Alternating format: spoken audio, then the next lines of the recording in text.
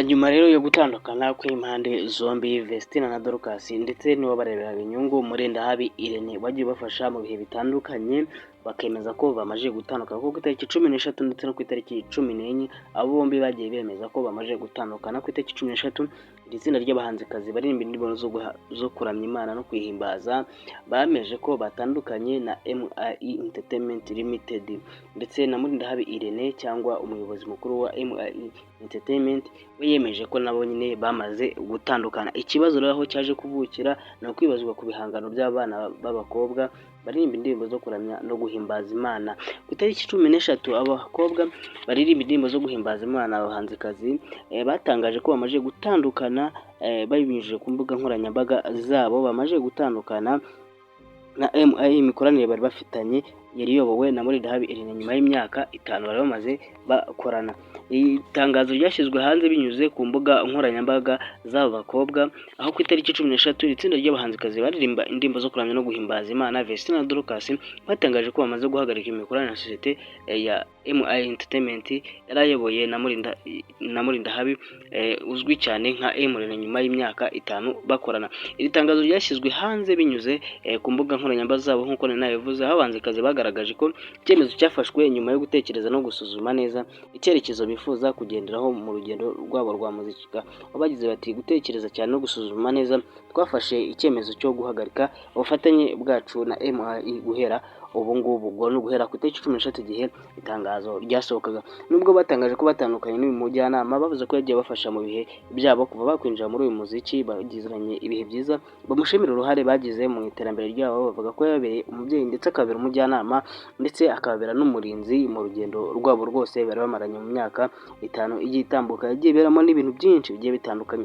Ibiro byaje kwemezwa ku itariki 14 ku cyumweru Kamena 2026 ubwo Emirene Mulindahabi Irene nawe yemeje ko yatandukanye n'abahanzikazi baririmba indirimbo zo kuramya no guhimbaza Imana nyuma y'imyaka 5 y'ubufatanye n'urugendo basangiye rwuzuyemo ibihe byiza n'amasomo atandukanye. MIE Music na Vestina na Dorcas bemeranyije ko kubwumvikane busesuye gusesa amasezerano y'imikoranire yarabahuje.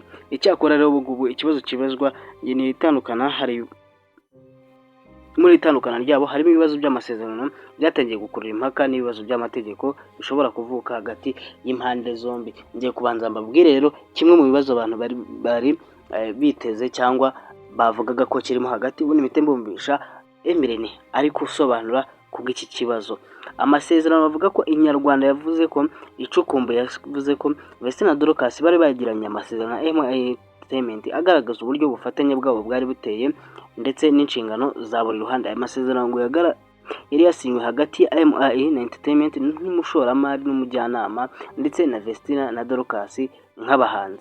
Mu ngingo zayo hagaragazwamo ko uruhande rumwe rwashoboraga guhagarika ubufatanye n'urundi mu gihe habayeho ikibazo impande zombi zananiwe kumvikanaho cyangwa havutse amakimbirane atabonewe umuti. Gusa amasezerano yasabaga ko uruhande rwifuza kuyasesa rubanza kubimenyesha uruhande mbere y'iminsi 30 yo kumenyesha urundi ruhande mbere y'iminsi 30. Amakuru Inyarwanda yabonye agaragaza ko amasezerano ya mbere yari igihe cy'imyaka 5 akaba yararangiye mu mwaka wa 2025. Nyuma y'aho impande zombi nk'izigeze zikisinyana andi masezerano mashya. Ibi bivuze ko kuva mu ntangiriro za 2023 bakomeje gukora nta masezerano mashya bafitanye hagati y'impande zombi. Nubwo bimeze gutyo bamwe mu banyamategeko ngo babwiye igihe ko iyo masezerano yarangiye impande zombi zigakomeza gukorana nta yandi mashya zasinyanye. Akenshi hafatwa ko zikomeje kugendera ku ngingo zari zikubiye mu masezerano ya mbere kugeza habaye impinduka cyangwa ubwumvikane bushya.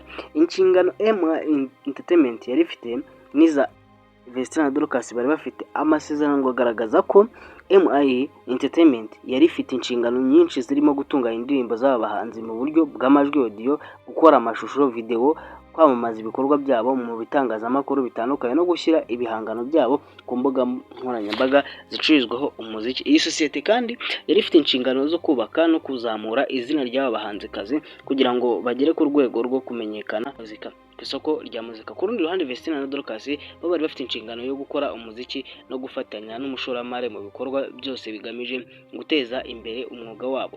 Kimwe rero mu bintu bikomeye cyane byakomeje kwibazwa n'abantu benshi ni ku bihangano by'abahanzikazi bari imbere indirimbo zo kuramya no guhimbaza Imana, aho bari bamaze gusohora indirimbo zigera kuri 12 mu gihe cy'imyaka 5 bamaze. Rero bavuga ko aba bahanzikazi nta burenganzira bafite ku bihangano byabo, aho bivugwa ko byibuze kuri buri ndirimbo babarirwa miliyoni 5 kugira ngo babe bakwegukana izi ndirimbo zabo bazigireho uburenganzira. Kimwe mu bice bikomeye biri muri aya masezerano ni ikijyanye n'uburenganzira ku bihangano byabo bigera kuri 12.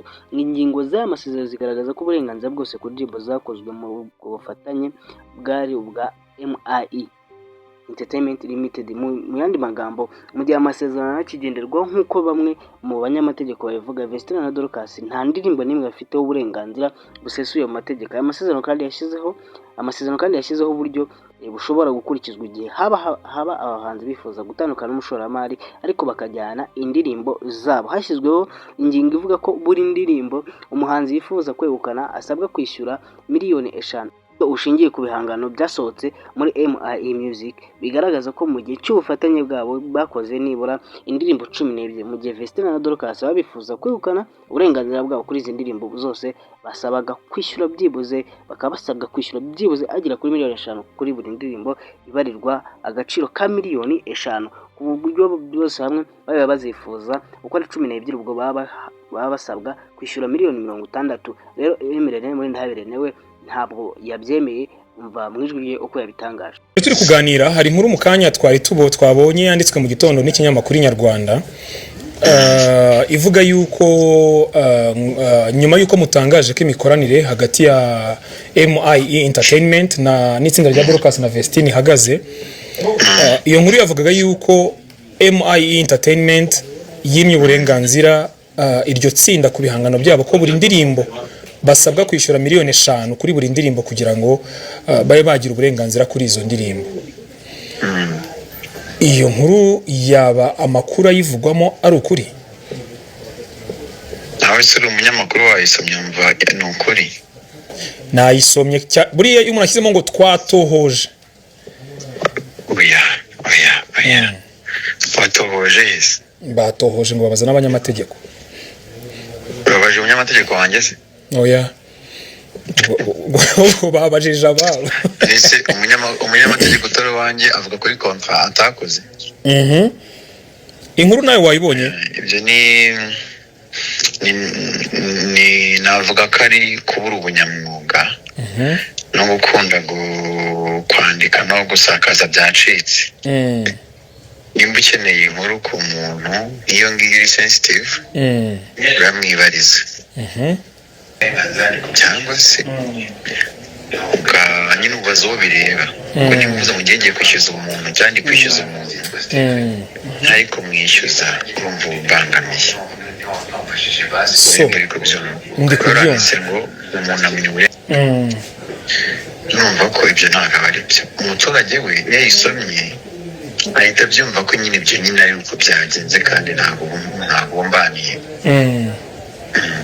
So abana bashyize press release ejo narayikonfirmye bafite ubundi buzima barimo nanjye n'ubwo ndimo, ntabwo ari ngombwa ngo ibintu byose bijye biherekezwa n'induru.